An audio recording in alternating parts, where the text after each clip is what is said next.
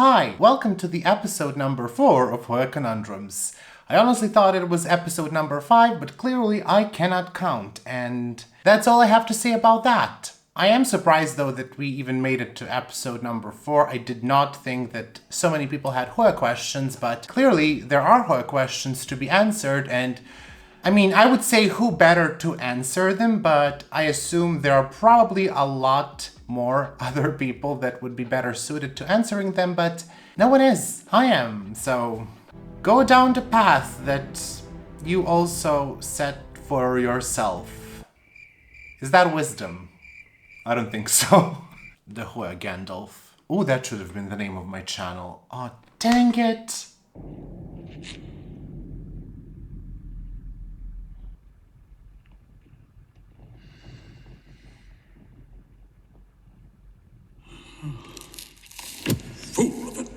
Today we have 5 questions once again, and I think these questions are very interesting. Some of them are shorter than others.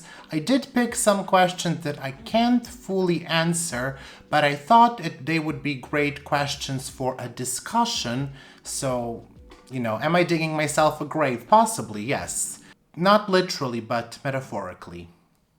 That's odd to say. This time I asked you on Instagram what are your questions, and I did receive quite a lot of them. Now some of them I did answer before, some of them I absolutely have no idea how to answer because they are related to Hoyas that I don't own yet, but I do intend to buy, because of course, why not? Anyways, I just wanted to get that out. If I did not reply to your question, it's either going to be replied to in the future, or it's possibly a question that simply has been replied to, or I have no idea what to tell you. So, first question comes from Delian Georgiev. I hope I'm pronouncing that name correctly. I feel kinda challenging the transition from water to potting mix when propagating. Any tips? I do hear a lot of times that people have issues transitioning their cuttings, whether it be Hoya or anything else, from water to a potting mix. Now, I never really experienced this issue, and I think possibly that is because I don't really water propagate, or actually do water propagate, but what I mean is I don't let them sit in water for that long. What I do is I wait for the roots to activate, to start growing, but I don't need roots to be 5 or 10 centimeters long or to even start branching out. I don't think that is necessary. I think you are quite safe to transition them just when you see the roots start to activate, when they're maybe 4 millimeters, 5 millimeters long. I really don't even wait much longer than that. And they seem to do fine. The way I explain this to myself, or I reason it, is that you technically don't really need water to propagate plants. We kind of use it so we are more secure that our propagation won't fail, but sometimes I think we wait for too long.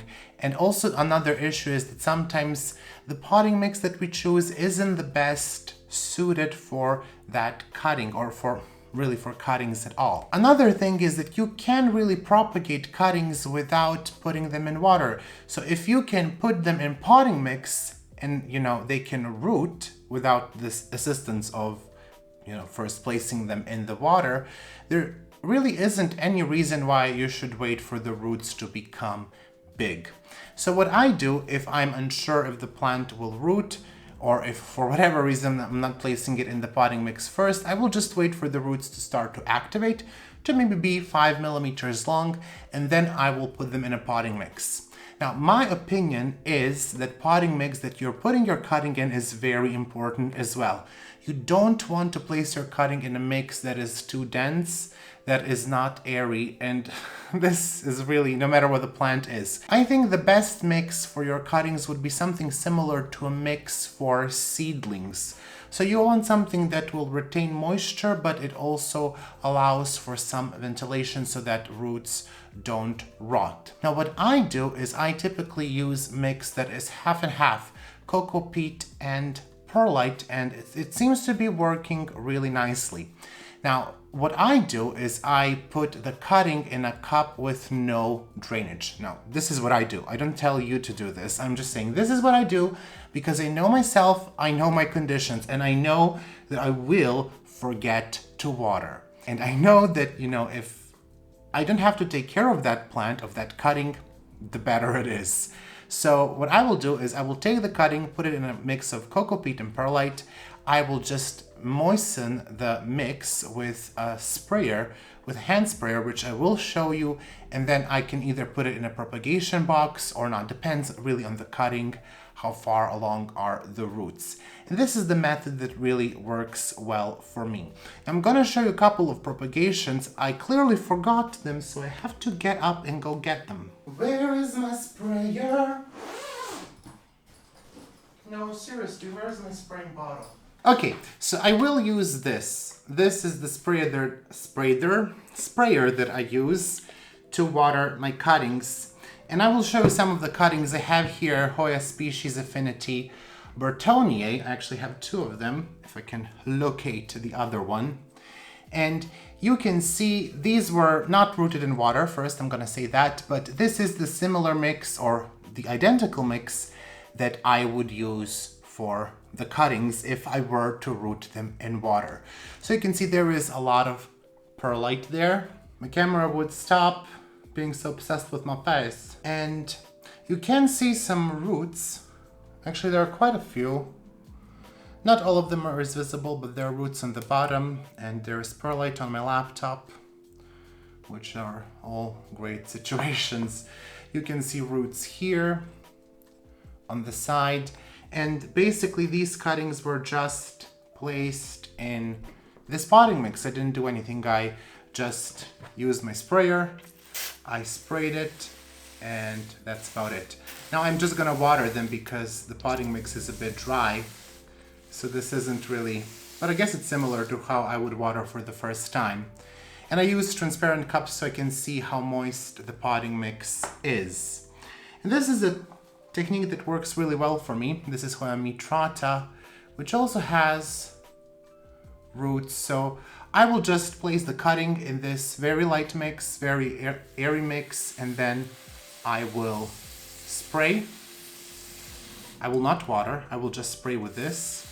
Wait till I see there is some water here, just a bit, and then I will let the rest of the potting mix soak it up. And then, if it's a water propagation and if it doesn't have many roots yet, I'm going to move it to a prop box, leave it in the prop box, and then it can live there for a couple of weeks. But, I would advise you also to experiment without water propagations. There's really nothing to be afraid of just putting your Hoya in the mix in which you will grow it. I will make a video on propagating Hoyas. Clearly I'm using this time to take care of my cuttings. Anyways, what I'm trying to say with this question or with this answer is don't let your cuttings sit in the water for too long, because then the transition is going to be harder. If you choose a potting mix that is too heavy, the transition from water to potting mix isn't gonna go well. You will need air because, despite the cuttings being in water, there is oxygen there and then there is moisture there. So, go for something that will allow for oxygen and for moisture. But if you choose a mix that is too chunky, you might have issue watering. Now, if you put it in a prop box, it should probably be okay, but once again, I would just go with something very simple and easy, just, half and half, cocoa peat and perlite, or you can buy a mix for seedlings. I hope that helps, and I'm also very happy that this question allowed me to get perlite on my laptop, which, not your fault, but to also water my cuttings and get water on the table again. Not your fault. I think it's mostly on me. Question number 2 comes from Carrie Lila. Carrie's Lila. Carrie is Lala? Carrie is Lala, I think. Maybe it's Carrie is Lala. Carrie, it comes from Carrie. Carrie, hi. Any tips to prevent bud blast for multiflora? Mine has blasted 3 times, many thanks. I think getting a bud blast on multiflora is something you just have to go through. And my multiflora, first of all, I'm not a multiflora expert by any stretch of imagination. I have a pot here with a bunch of blasted buds. I have 2 multifloras. Both of them have blasted buds on me. Eventually, they did bloom. This one you saw in my Hoya multiflora video, and it has new buds, or it has a peduncle which will form new buds. And I'm just showing you this in total honesty. Bad example. This is a very, very bad example. You can see that these are light AF. So is my Hoya Loki, which also will do the same like Hoya multiflora. You can see there is no moisture there. No moisture there. And this is gonna fall. Just gonna have to put here. No moisture there. So 3 very bad examples. These 3 are gonna get repotted, maybe even today. Who knows? Who knows what the life has in store for these plants? They're gonna get repotted into pots with drainage. These were actually propagated in soil or in potting mix, and this is why they don't have drainage, because it's easier for me to maintain them. But clearly, you know, since they rooted and they started to grow, I became a bit and I'm not watering them enough. The reason why the buds blast on Hoya multiflora is that you're not watering them enough, or you are possibly over watering. In my experience, Hoya multiflora and Hoya Loki are pretty much the same. They like to stay evenly moist. And I do think I might even put them into DIY self-watering pot because it's going to be much easier for me to keep them. So you can see, this is way too dry. You do not want to keep them that dry. These are just, have no weight to them at all. But, you know, I was clearly good enough at one point, and I did get this second Hoya multiflora, which is the outer variegated multiflora, to bloom. And, you know, I did get all 3 plants to bloom, but it's a shame because, you know, I have only 4 buds here. Most of them have blasted, so that's not going to be a very spectacular flower show. Hoya multiflora is Hoya that is unlike, you know, your other Hoyas. It's not that easy to overwater, and I would choose for this plant a mix that is, again, more heavy with peat, with cocoa peat. I use cocoa peat and perlite again for this one, and I think when I repot it now, I will possibly use the same mix. Maybe I will just put a tiny amount of bark, but not too much. And I will also use a transparent pot just so I can monitor how they're doing. But this mix does well for these plants, and this mix will allow you to water them, and it will also allow for the water to drain fast. So your issue is most likely that you are underwatering your Hoya multiflora. In most cases, that is the issue. They do tend to want more water than the rest of the Hoyas, and you know, it's a bit difficult to give that to your plants. Sometimes you are either afraid to overwater, or, you know, like me, you just simply put them in a place and you forget they exist. Or you think you watered them yesterday, but in reality, who knows when was the last time. I can tell you it's been a week at least. Question number 3. The local plantipus. Plantipus? Maybe this is why Instagram is suggesting me English courses. How to trick colder temperature Hoyas to flower. It's very easy. You give them colder temperatures. You're not going to trick them in any other way. I have tried several things, and the only thing that worked is giving them cooler temperatures. My Hoya linearis that you sometimes can see in the back, it's much larger than that, also needs to be repotted. Take a mental note, Miro. I couldn't get that plant to bloom because in my home, inside here, the temperature is about 23 degrees and it stays constant. Now, I had a theory, which didn't pan out. I had a theory that, you know, if my temperatures in summer get up to 30 or even more than 30, which they do, that, you know, when the fall and winter come and when the temperatures drop inside to, you know, 22, that the plants will bloom.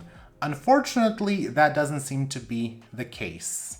They are hanging in the window, and it's about 21 in the window, but my cooler growing Hoyas, like Hoya Thompsoni, Hoya Lee, they are not doing much in the terms of blooming.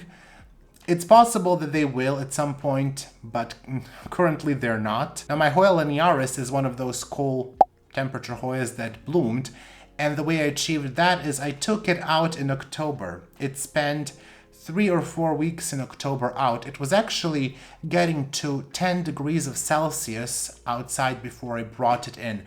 And immediately it's, it grew buds like never before. So I think you will need not necessarily 10 degrees of Celsius, but you will need to bring the temperature lower than 21 degrees in order to get those plants to bloom. Maybe if you have a cooler room, if your bedroom is cooler, or especially if it gets cooler at night, you could try to put your Hoya in there. Or if you have balcony or terrace, I think in September or October, depending where you live, you can try to put them there. Now, not all cool growing Hoyas will need that. Hoya carnosa is often put with the cool growing Hoyas, and that one doesn't need to get colder temperatures in order to bloom.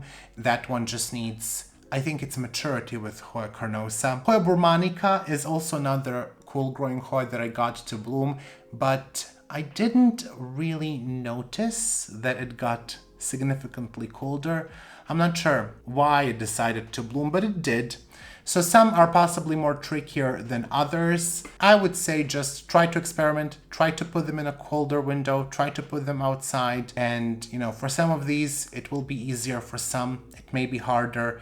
It will really depend. And I know some people might disagree, but I firmly believe that for some of these Hoyas, you are not going to be able to trick them that easily. Similarly with orchids, like Cymbidium orchid, if you don't give that plant a cooler period, it ain't gonna do it. It's not gonna bloom. And similar with some of these Hoyas. So I do believe there are some of them that will be easier, but I think there are also other ones that will be trickier. So I guess that's all the advice that I can provide you. Not a great advice, I would have to say. Next question comes from Martina, a leaf per day. Mature Hoyas mysteriously getting root rot and dying. This is the question that I would like to discuss with you. It's one-sided now, but join in the comments below. I want to hear your opinion and your experience, especially if you have been growing Hoyas for longer periods of time. In one of the Hoya groups on Facebook, and I'm not sure was it in Hoya Identification or Hoya 101 Plus. It started with a beautiful photo of Hoya patella from Carol Noel from Hawaii. I think someone was interested in finding out what that Hoya was, and then to make the long story short, Carol said her plant died after a couple of years. Now this started a very interesting discussion, is that Hoyas, as they grow older, some of them, not all of them, but some of them just tend to die on you suddenly. And the reasoning behind this, as some of the growers said, is that, and you probably noticed this if you have Hoya for several years, is that the bottom part of the plant becomes very woody and it starts sometimes to split. They say that this can interfere with the exchange of water and nutrients from the root zone to the upper parts of the plant. And that's why, sometimes your Hoya starts not doing so well. Again, it doesn't happen with all of the Hoyas, but I think you will notice this with your plants as well. At this point, you will need to restart your plant. And I remember when Summer Rain Oaks was in Thailand, and she was visiting a nursery in Thailand, they also said that they restart their Hoyas every 3 to 5 years. I'm not quite sure on the time frame there. So this is something that truly happens. Now, how do the Hoyas survive in the nature? Well, they are epiphytic plants or hemiepiphytic plants. So they can start as a terrestrial plant, but over time they will turn into a fully epiphytic plant. And many plants do this. They start as a terrestrial plant and then they turn epiphytic because that lower part just dies off. Obviously, that's not going to happen in your home. We do not have the conditions they need. They don't have anything to attach to. They are not going to, unless you have trees for some reason in your home. If you do dedication on point, you will just need to restart them. I don't think you will need to do for all of the Hoyas. I have seen very old Hoyas, very old Hoya carnosa that has been, growing from the same pot, from the same potting mix for over 20 years. So it will not be necessary for all of them, but for some of them, it might need to be done. I would like to hear your opinion about this in the comments below. What do you think? I would also like to hear your experience on this. Have you experienced something similar? I personally didn't. I experienced Hoya suddenly dying for no reason, which was my Hoya dunamensis. it started to produce flowers. They were about to open and all of a sudden they blasted and the plant died. The leaves fell off within 3 days. It was horrifying to watch. I had no idea what happened. But I have some Hoyas that are larger, like my Hoya latifolia that is hanging on the ceiling. And that one does have a woody stem, but for now it is okay. I think I also saw in a video that April did from Unsolicited Plant Talks, when you trellis your Hoyas, what you can try to do as you trellis, you can try to bury part of the vine so it starts to root. So that might actually help. If something happens with the original roots, maybe that will help, so you don't have to restart a big plant.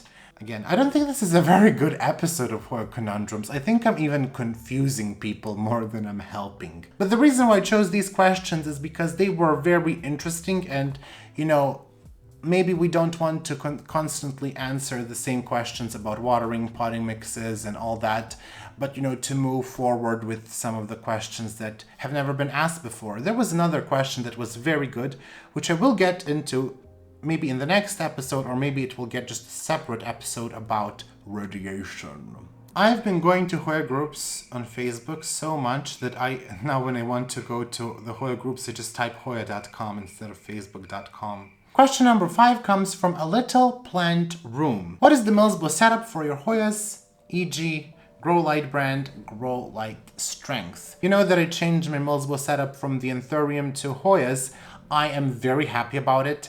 My new shelves actually arrived recently, but I did not still order the pegboard for the back because I'm very cheap. It's just the idea of just spending $50 on the pegboard and all the necessary parts. It's just like, I don't know, I cannot bring myself to do it, but I will eventually need to do it. But currently I'm just having the 2-wire shelves. So I will take you through the setup in my Milsbo cabinet. I'm not using any particular grow lights. These are just regular hardware store lights. They are 70-watt lights. If you would like, you could use a grow light. The thing that I would just make sure is that the grow light is either dimmable or that it is not extremely strong. Some of the grow lights that are on the market are, for example, 100 watts, and those are not dimmable. So make sure that you have a dimmer. Also, before you invest in a grow light, because those are very expensive, think about the setup and what you want to do. If you're going to buy a grow light, you might be able to just get away with one and then mount your Hoyas on the side and keep some taller on the bottom and use that as, one single space. Or, if you can get some of the weaker grow lights, then you might be able to use the levels the way I did. In any case, think about the grow lights that you would like. Think about what plants you're going to put and how big they're going to get. If you are okay with using this only for propagations, then that's fine. But if you want to grow their plants long term, think about how big they will become, because it is an investment and it gets quite costly when you keep changing your setup. Aside from the grow light, I did invest in those wire shelves, and I'm very happy that I did. They were about 10 euros a piece. I had them custom made. I reached out to, I'm not sure how to call, he's a person who makes things out of wire. He makes wire shelves for the fridge. Actually, it was quite funny because I think he thought I was ordering these shelves for the fridge, so he kept telling me there is 8-kilogram limit. I'm like, it's fine. I'm not gonna put 8 kilograms on it. I didn't want to say it's for the plants. And I think he also was probably confused by the dimensions. He did check that several times. Another thing that I did is I used 2 fans that I got off of Amazon, or that my friend got off of Amazon, and they are in the cabinet. I'm not sure if this is something that you absolutely need. I would use it so something circulates the air, but this is what I'm using. They were about, if I'm not mistaken, around $15 or close to $15. And another thing that I did with my cabinet is I used weather stripping. Now, I didn't fully weather strip it. I did leave some areas that are not weather stripped because it gets to 90% in there. And currently, as we speak, it is 98% in there of humidity with 21 or 20, almost 22 degrees of Celsius. So I don't think that I need to fully weather strip this cabinet. The humidity in the room is already quite high. And eventually, hopefully, it will get lower. Let's hope for that when these plants get in a grow tent as well. But anyways, this is what I did with my Millsbo cabinet. I do intend to improve the setup. I think I will make a separate video, and eventually I will put a grow light in there. I just need to find a grow light that fits well. I really think that more grow light companies need to come with affordable solutions with strip lights that will, that are going to be around $30 or $40. I love how I'm giving everyone a suggestion what they should do. Make a grow light that's $40 and that's like 20 watts.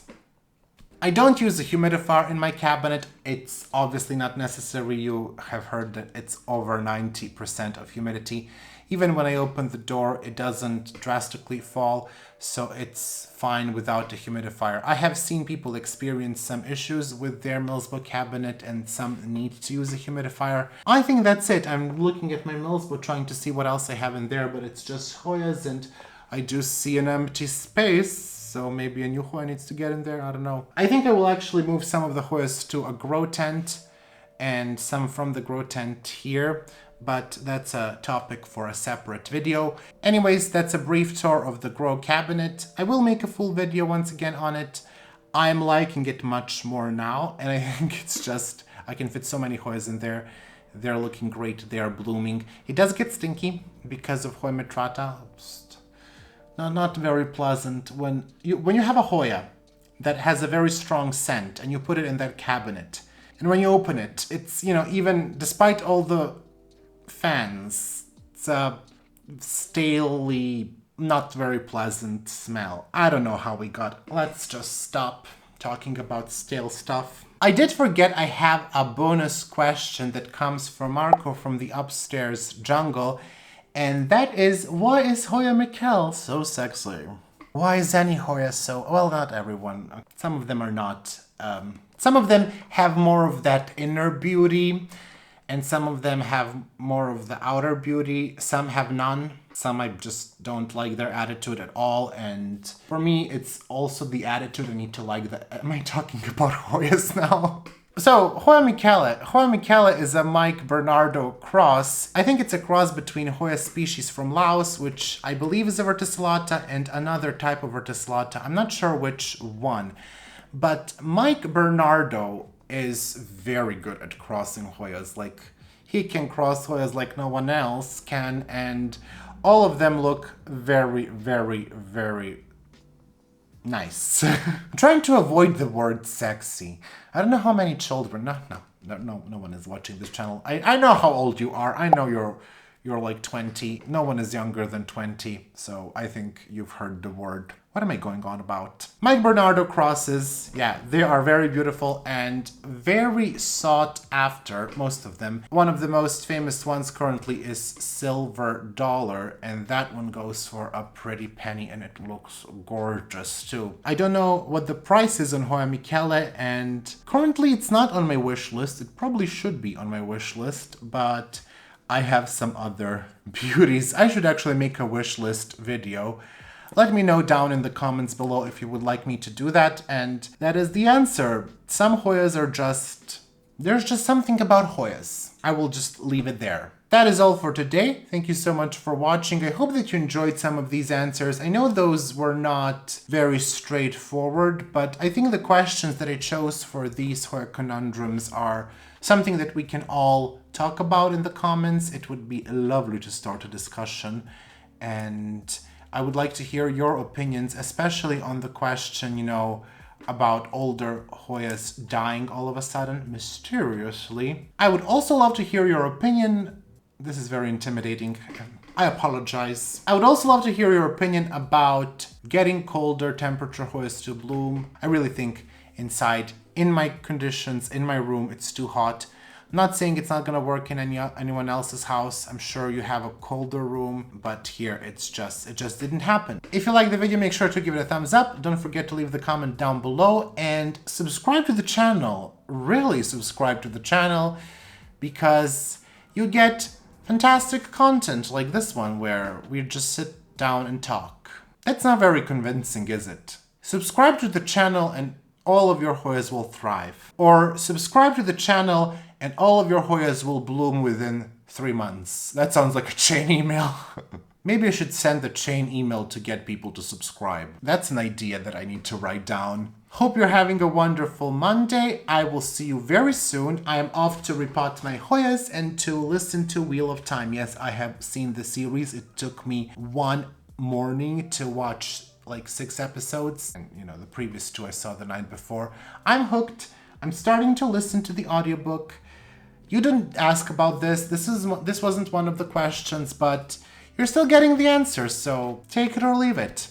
That's all I have to say. See you soon and goodbye. It's time to go. I would like to take some time to thank my patrons. A massive shout out to my $5 patrons. One anonymous patron are Elise, Betsy Begonia, Bonnie Harris, Carrie, Cynthia Taylor, Danube Daniels, Estelle, Farah, Houseplan Heather, Kelso, Kristen Sherwood, Mars B, Martina, Alif Perday, Melissa Walker, Nicole Ferranti, Nicole and Caleb Schleif Tropicals, PJ, Plans by Misha, Rachel Colette Conroy, Robin L. Jennings, Stephanie H2O, Spinach Geek, Tanya, TJWO, Vicky Dingler, Wojtek, Wendy Foreman, and Zlokop Niponi. Also a big thank you to my $3 patrons. Angelina Farnan, April Arroyo, Brian Phillips, Catherine G, Claudia L, David Candia, Jerry's Garden, Lisa Helling, Lori Murphy, Morgan Kennedy, Nella, Nerdy Kathy, Nikki, Plantelania, Ringlov, Ruby, and Shayla Mason Casper. And a thank you to my $1 patrons, Caroline, Aaron Keenan, Lauren M, Marissa Summerfield, Ren Lambert, and Tang Watanasria Cool. Now I did notice some questions. How do I get through patrons in one breath?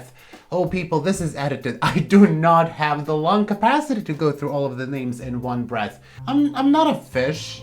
Also fish don't talk, but that's fine. I know that. I also want to thank you so much for incredible support. We have reached the second page on Patreon. That is amazing. Thank you so much. I hope you're having a wonderful Monday, and I hope the entire week is great for you. And let me know if you read or plan to read Wheel of Time. Except for Nerdy Kathy. Kathy, I do know. See you soon, and goodbye.